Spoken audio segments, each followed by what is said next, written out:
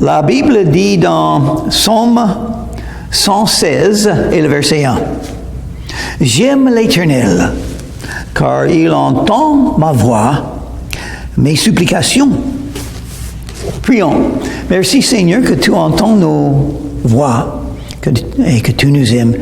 Aide-nous à t'aimer comme il faut. Merci pour la Bible.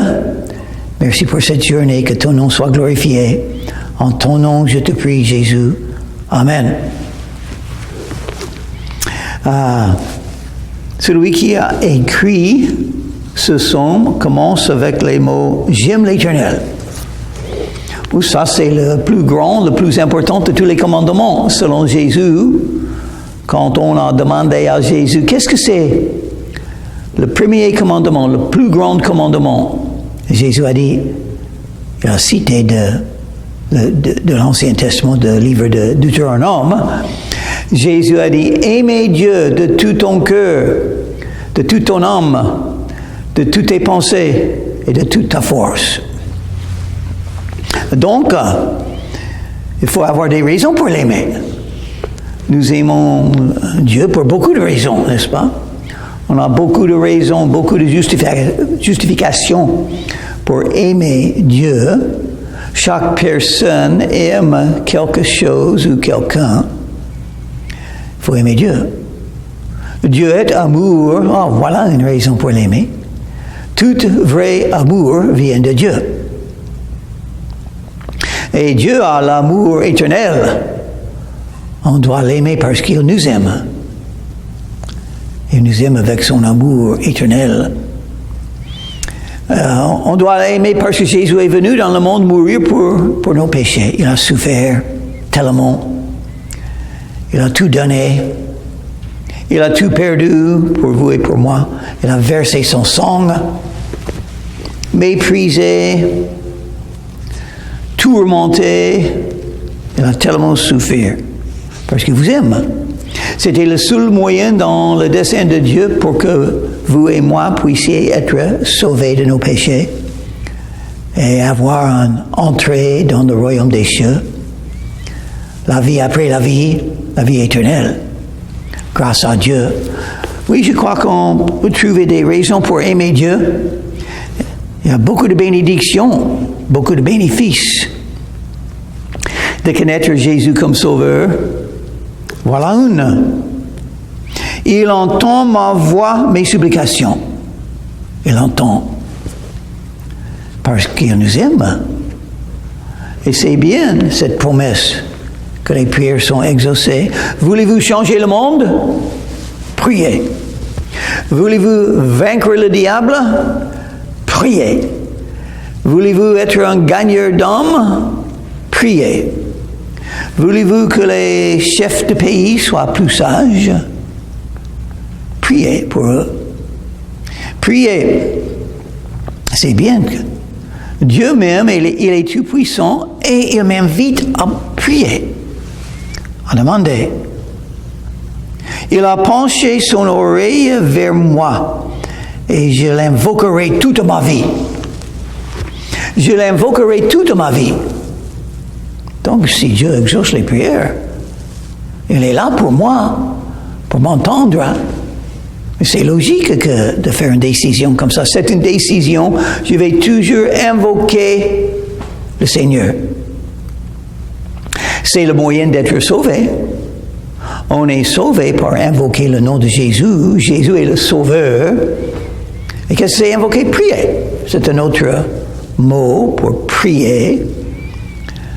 Romains chapitre 10 et le verset 13 dit « Quiconque invoquera le nom du Seigneur sera sauvé. » Qu'est-ce que c'est le nom du Seigneur? Jésus. Le Seigneur Jésus-Christ. C'est son nom dans le Nouveau Testament et dans le contexte. Le mot Seigneur, Romains chapitre 10, le mot Seigneur, parle de Jésus. Jésus peut vous sauver. Pas moi je ne peux pas vous sauver. Ni un prêtre, ni un autre pasteur, ni un prophète. Non, seulement Jésus. Un ange ne peut pas vous sauver, seulement Jésus. Il est le Sauveur. Quand Gabriel est apparu à Marie, avant que Jésus est né, Gabriel a dit à Marie, il faut donner le nom de Jésus parce qu'il sauvera son peuple de ses péchés. Quel nom? Et je me rappelle quand j'étais né de nouveau.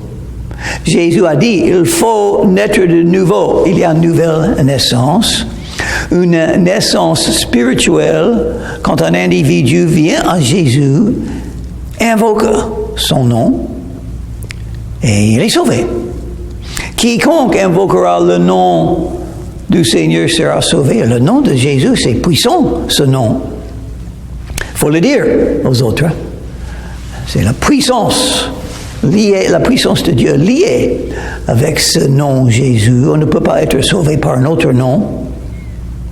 On ne peut pas être sauvé par Gabriel, c'est un nom qui est bien. Gabriel, l'ange, il ne peut pas être sauvé. On ne peut pas être sauvé par Abraham, ni par l'apôtre Paul, les meilleurs croyants dans l'Ancien Testament, ni les meilleurs croyants dans le Nouveau Testament ne peuvent pas nous sauver.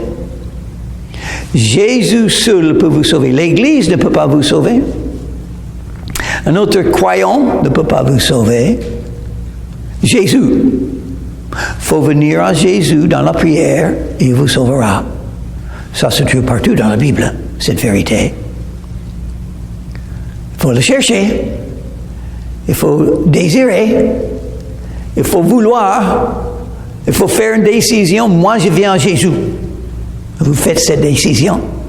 Vous venez à Jésus et il vous sauvera. Parce qu'il est puissant. Il est le sauveur. C'est ce qu'il fait. C'est ce qu'il veut faire. Quiconque invoquera le nom du Seigneur sera sauvé. Un musulman, un catholique, un protestant, un athée, n'importe qui dans le monde, si cette personne invoque le nom de Jésus, il ou elle sera sauvé. Quiconque. Donc tout le monde peut être sauvé. C'est possible. Quiconque. Quiconque invoquera le nom du Seigneur sera sauvé. Sauvé de quoi? Sauvé de ses péchés. Sauvé de l'enfer. Sauvé du diable. Sauvé du monde. Sauvé des mensonges. Sauvé des ténèbres spirituelles. Sauvé. Oh, c'est bien d'être sauvé. C'est le meilleur de toutes les choses. Si vous êtes sauvé, vous aurez une maison dans le royaume des cieux. Un palais. Réservé. Pour vous, si vous êtes sauvé. Si vous êtes sauvé, Dieu sera toujours avec vous. Et il invoquera vos prières. Et vous pouvez entrer dans la vie de foi, où vous priez toujours en ce qui concerne au sujet de tous vos problèmes, toutes vos difficultés, toutes vos décisions, toutes les circonstances de votre vie. Et vous verrez que Dieu exauce les prières. Vous verrez des miracles là. Votre vie sera une prière après une autre exaucée. Oh, c'est bien, la vie comme ça. C'est la meilleure des vies. Mais quand on prie, on ne reçoit pas ce qu'on veut, on reçoit ce qu'il veut. Parce qu'il fait tout ce qu'il veut. Tout ce qu'il veut. On a appris ça dans le chapitre 115, je crois. Oui, chapitre 115, verset 3. Il fait tout ce qu'il veut. Et c'est pourquoi nous prions toujours. Quand on prie, Seigneur, que ta volonté soit faite, pas la mienne. Et puis, il fait ce qu'il veut. Et nous sommes contents parce que nous avons prié le bon Dieu et il nous a donné sa volonté, ce qu'il veut. Et c'est intéressant. Il a dit, verset 2, « Je l'invoquerai toute ma vie. » Je l'invoquerai toute ma vie. Et moi, quand je prie Jésus. Parce que, quand j'avais 19 ans, quelqu'un a lu le verset, Romains chapitre 10, verset 13, à moi, pour moi, Quiconque invoquera le nom du Seigneur sera sauvé. Moi, j'ai prié Jésus, mes yeux fermés. J'ai prié Jésus de tout mon cœur. Et il m'a sauvé. Il était là, devant moi. Je n'ai pas vu parce que mes yeux étaient fermés, mais je savais qu'il était là. Il est vivant, c'est-à-dire. Donc, j'ai invoqué Jésus et il m'a sauvé. Maintenant, 56 ans plus tard, qu'est-ce que je fais? J'invoque encore, toujours, le nom de Jésus. Je l'invoque parce que j'ai fait la même décision. Étonnant. J'ai fait la même décision sans le savoir. Depuis ce jour, j'invoque le nom de Jésus quand je prie. Et Jésus a même dit, vous priez le Père, il faut prier dans le nom de Jésus. Ce que je fais parce que Jésus a sauvé mon âme. Quand j'ai invoqué son nom, je prie Jésus. Et je sais qu'il parle avec le Père.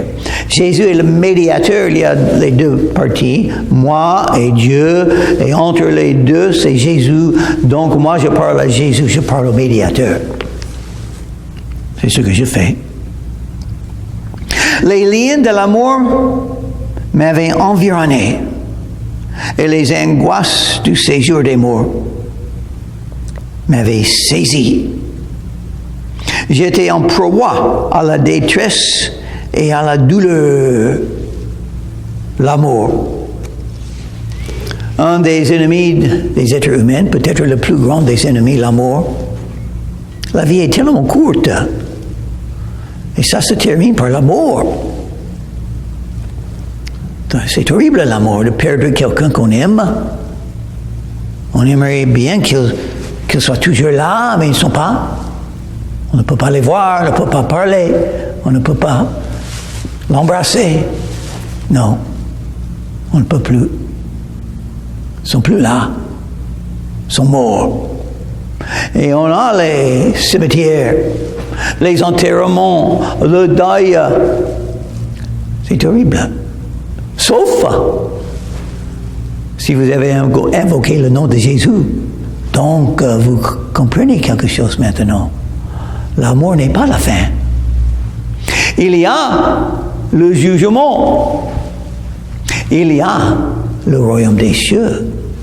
Et on peut avoir le royaume des cieux dans son avenir. Donc l'amour pour un croyant, c'est simplement fermer les yeux pour la dernière fois sur la terre et un instant plus tard, ouvrir les yeux dans le paradis. Ah, l'amour n'est pas horrible dans ce cas-là. Et on n'est pas étonné que Paul a dit, la vie c'est Christ, mais l'amour c'est un gain. L'amour, c'est un gain. Et ça, c'est pourquoi les liens de l'amour sont brisés. On est libéré des liens de l'amour par Jésus. Oh, vous êtes un jour plus près de la mort, de votre mort. Non, non, non. Je suis un jour plus près de mon arrivée dans le paradis. Tout le monde va mourir.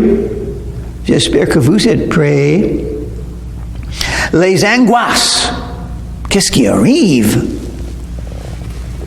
après la mort? Oh, la Bible nous dit un jugement. Mais au jugement, Jésus dira, si vous êtes un vrai croyant en Jésus, Jésus vous dira, entre dans le paradis, parce que je te connais. Je te connais, un vrai croyant en moi. Et je suis mort pour tes péchés. Ah, la mort de Jésus me sauve.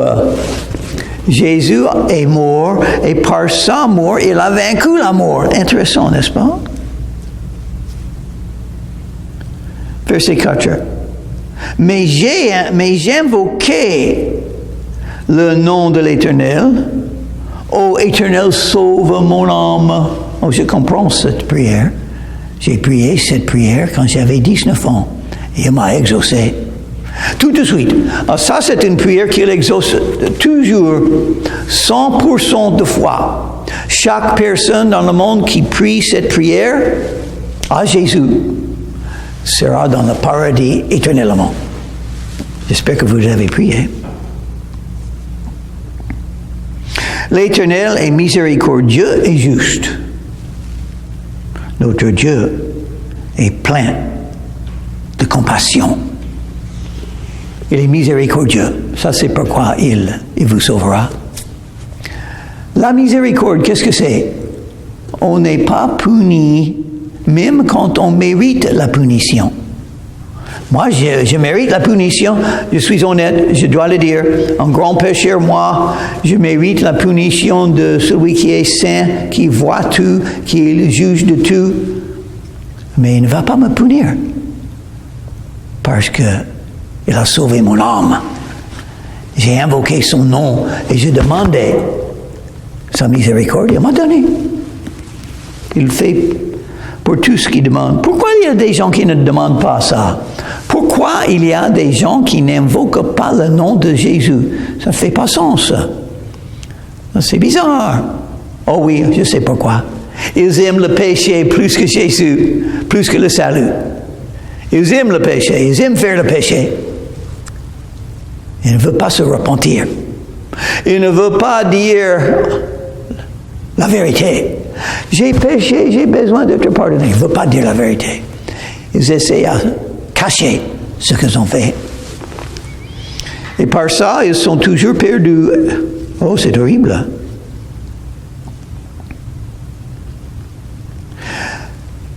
Verset 6. L'Éternel garde les simples. J'étais malheureux et il m'a sauvé. Les simples, c'est-à-dire on n'est pas orgueilleux, on est simplement honnête. On dit la vérité. Tout le monde a péché. Donc ça doit être facile à dire oui, je suis un des pécheurs aussi. Oui. Il me faut le salut, il me faut le pardon. Il faut que j'invoque le nom de Jésus. Ça doit être facile. C'est facile pour les simples. C'est facile pour ceux qui ne sont pas orgueilleux. Mais ce n'est pas facile pour les orgueilleux. Même les orgueilleux ne vont pas le faire. Ils ne vont pas s'humilier devant Jésus parce qu'ils sont orgueilleux. Ils pensent qu'ils savent tout ce qu'il faut savoir. Ils ont leur tête, ils ont leurs idées, ils ont leur rébellion contre la vérité.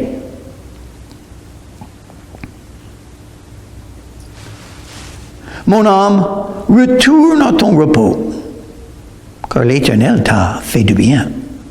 Oui, tu as délivré mon âme de la mort, mes yeux des larmes, mes pieds de la chute. Ouh, c'est bon d'être sauvé. Il a délivré, il a sauvé mon âme, c'est-à-dire, l'enfer n'est pas dans mon avenir, le paradis est mon avenir éternellement. Mais j'ai des larmes, parce que on peut sourire maintenant, on peut crier avec les cris de joie dans le nom de Jésus. Parce qu'on est sauvé et on sait que Jésus est là, qu'il m'aime, qu'il me dirige, il exauce mes prières, il me protège, il me donne la vie pour vivre pour lui, il me donne une œuvre pour sa gloire. Même si c'est pas grand chose, c'est important à lui, c'est ce qu'il m'a donné. Donc, à son avis, c'est important. Il m'aime, je suis un enfant de Dieu, j'ai beaucoup de sœurs et frères en Christ et nous serons ensemble éternellement dans le paradis. Oh, quelle vie merveilleuse, il m'a donné la Bible, il m'a donné le Saint-Esprit avec les fruits de l'Esprit, les dons de l'Esprit, et c'est l'Esprit qui m'enseigne quand je lis la Bible, ma nourriture spirituelle. Oh, c'est merveilleuse la vie chrétienne, merveilleuse. Il a délivré mes yeux des larmes. J'ai plus de larmes maintenant. Je dois pleurer beaucoup parce que j'ai beaucoup péché, parce que j'ai beaucoup souffert dans ma vie. Beaucoup de choses ne sont pas arrivées comme je voulais. J'ai perdu des relations, la famille. J'ai perdu beaucoup de choses. Aïe, aïe, aïe. Et Jésus l'a dit, les ennemis d'un homme seront ceux de sa maison. Eh oui, il parlait de moi, vraiment. Il a vraiment parlé de moi, peut-être de vous aussi, sans doute, parce qu'il a dit, Jésus sait ce qui est vrai. Mais j'ai des larmes. Maintenant, j'ai la joie d'être sauvé, la joie d'avoir foi en Dieu. Il m'aime avec son amour éternel. Il dirige mes pas. Il est avec moi. Il combat les combats pour moi. Et mes pieds de la chute. Mes pieds de la chute. C'est pas bon de tomber spirituellement. C'est pas bon d'avoir votre vie détruite. Vous savez, vous pouvez avoir votre âme délivrée, mais votre vie détruite. Heureusement, Dieu nous donne le moyen de gagner la victoire. Parce que la vie chrétienne, c'est une guerre spirituelle. Quand vous êtes sauvé, vous devenez un vrai chrétien, un membre de la famille de Dieu, un enfant de Dieu.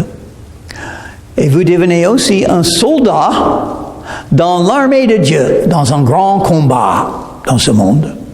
Un combat des forces des ténèbres contre les forces de l'esprit, les forces spirituelles de Dieu. C'est un combat des fois très difficile. Vous aurez des flèches brûlantes lancées vers vous, les accusations, les doutes, les condamnations, les jugements, le mépris, les persécutions, les tribulations, les troubles. Donc il faut être préparé. Et Dieu donne les armes spirituelles, il vous donne Éphésiens chapitre 6. Il faut les connaître. C'est étonnant qu'il fait tout ça pour nous. Je marcherai devant l'Éternel sur la terre des vivants. Il a fait tout ça pour moi. Je vais continuer avec Jésus. Je vais le suivre. Je vais marcher en communion avec lui. Je vais confesser mes péchés chaque jour pour pouvoir rester en communion avec lui. Et mon objectif, c'est l'obéir et de le suivre et de le plaire. Et être une lumière pour lui parmi les gens de ce monde, par les moyens qu'il me donne, et par le courage qu'il me donne, et l'amour et la foi qu'il me donnera. J'espère que vous avez ça aussi. Sinon, vous pouvez l'avoir. Il faut simplement invoquer le nom de Jésus. Prions. Merci Seigneur pour tout ce que tu nous donnes, que tu délivres nos âmes, que tu délivres nos yeux des larmes. Dans ton nom, je te prie, Jésus. Amen.